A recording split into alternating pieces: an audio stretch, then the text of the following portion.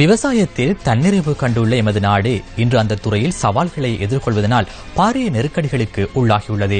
விவசாயத்துறைக்கு பாரிய பங்காற்றும் நீர்ப்பாசனம் தொடர்பில் கடந்த காலங்களில் முன்னெடுக்கப்பட்ட நடவடிக்கைகள் என்ன? முற்காலத்தில் நமது முன்னோர்கள் நீரூற்றுகளில் இருந்து நீர் வீண்விரயமாவதை தடுத்து அதன் மூலம் பயன்பெறும் நோக்கில் குளங்களை நிர்மாணித்தனர்.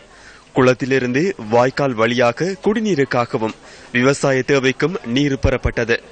மழைநீர், ஆற்று நீர் மற்றும் நீரூற்றின் ஊடாக குளங்கள் நீரேற்றம் பெறுகின்றன. இலங்கையை ஆண்ட அரசர்கள் பல குளங்களை கட்டியதன் ஊடாக நீர்ப்பாசனத்திற்கான முக்கியத்துவம் வெளிப்படையாகின்றது.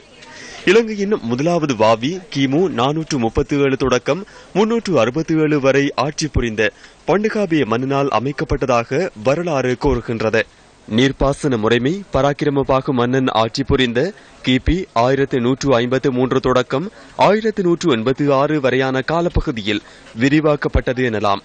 அனுராதபுர யுகம் புராதன இலங்கையில் நீர்ப்பாசன நாகரிகத்தில் மிக முக்கியமான யுகமாக கருதப்படுகின்றது.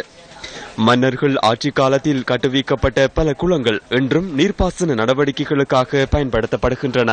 இந்த குளங்களின் புனரமைப்புகளுக்காக ஆட்சியிலிருந்து அரசாங்கங்கள் செலவு செய்து வந்த அதேவேளை யுத்தம் முற்று பெற்றதாக அறிவிக்கப்பட்ட பின்னர் வடக்கில் உள்ள குளங்களின் புனரமைப்பிற்கு பெருந்தொகை நிதி ஒதுக்கப்பட்டது.